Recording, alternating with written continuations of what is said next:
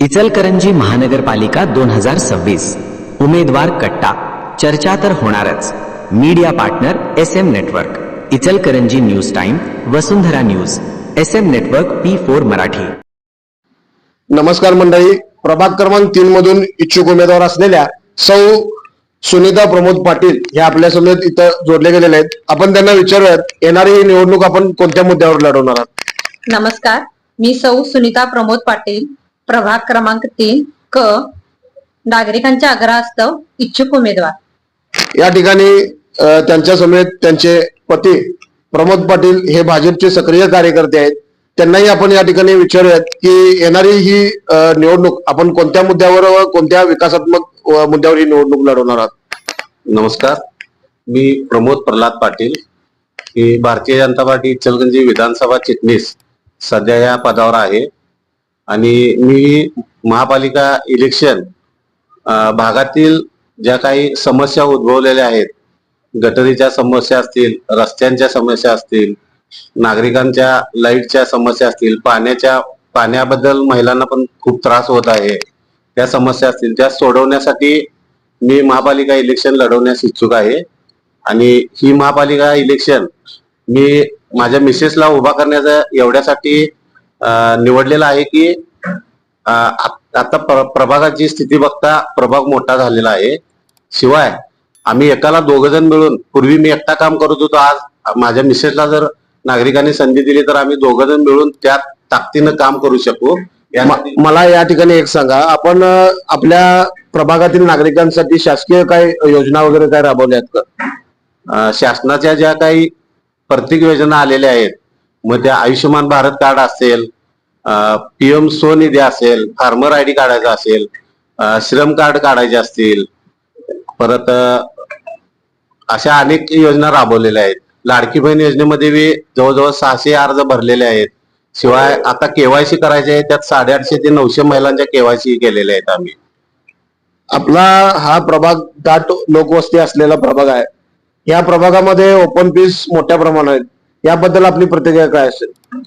आम्हाला संधी दिल्यानंतर निश्चितच त्या ओपन पीस मध्ये काही अडचणी आहेत, याची चौकशी करून ते कशा पद्धतीने सोडवून त्या ओपन पीस मध्ये लहान मुलांना खेळण्यासाठी म्हणा किंवा वयोवृद्ध लोकांना फिरण्यासाठी या अशा प्रकारचे गार्डन म्हणा एखादे, किंवा एखादं लहानसा कार्यक्रम करता येईल असं हॉल बांधता येतोय काय, शिवाय एखादं शिवाजी महाराजांचं मंदिर वगैरे बांधता येईल काय, या आमच्या मनामध्ये आहेत। या इच्छा त्या पूर्ण करणार आहे।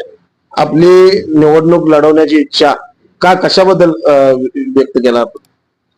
आता या इलेक्शन मध्ये उतरण्याचं कारण, एक आम्ही बरीच कामं भागामध्ये केलेली आहेत, त्या कामाचा एक नागरिकांनी असा संकल्प केलाय की प्रमोद पाटील यांचं काम खूप चांगलं असल्यामुळं प्रमोद पाटील यांना मतदान देऊन की संधी द्यायची आहे की त्यांना आणखीन ताकदीने ते काम करू शकतील।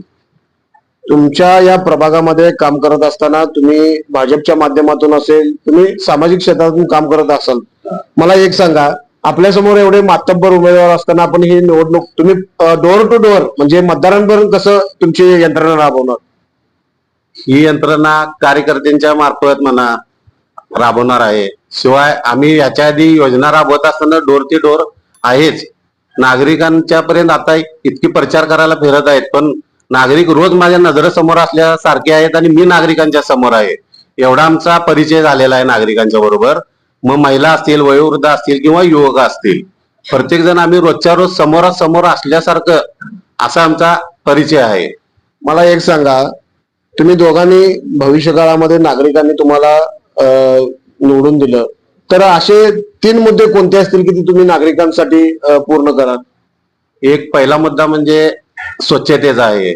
आज भागाभागात बघितलं तर बऱ्याच ठिकाणी घाणीचं साम्राज्य आहे, आम्ही वेळोवेळी ती स्वच्छता करत असतोय, पण त्याच्यावर कायमस्वरूपी उपाययोजना काय करता येईल हे आम्ही पूर्ण करणार आहे। शिवाय पाण्याविषयी जो काय महिलांना त्रास होत आहे, आज बऱ्याच महिला मला फोन करत असतात, पाणी आल्यावर पाणी कुठे चावीला येत नाही, कमी येते, कमी दाबाने येते, किंवा आज आलं नाही, म्हणजे पाणी आल्यानंतर 8-8 दिवसानं पाणी येते। मग या समस्या ज्या आहेत ते आता मी रेग्युलर सोडवतच आहे. तरी पण आणखीन किती सोपं करता येईल त्याच्यावर पण काम करणार आहे. ही निवडणूक तुम्हाला धनशक्ती विरुद्ध जनशक्तीची असं होईल असं वाटतंय? ते तरी 100% होणारच आहे. आणि धनशक्तीपेक्षा जनशक्तीचा विजय होणार आहे हाही आमचा ठाम विश्वास आहे. कारण की आज जनतेला काम पाहिजे आहे. आज जनतेतनं असं येत आहे की आम्हाला पैसा काय लय दिवस पुरणार नाही आहे. दिलेला पैसा 15 दिवस, महिना किंवा 8 दिवसच जाईल. त्याच्यानंतर परत 5 वर्ष कोण काय करणार आहे.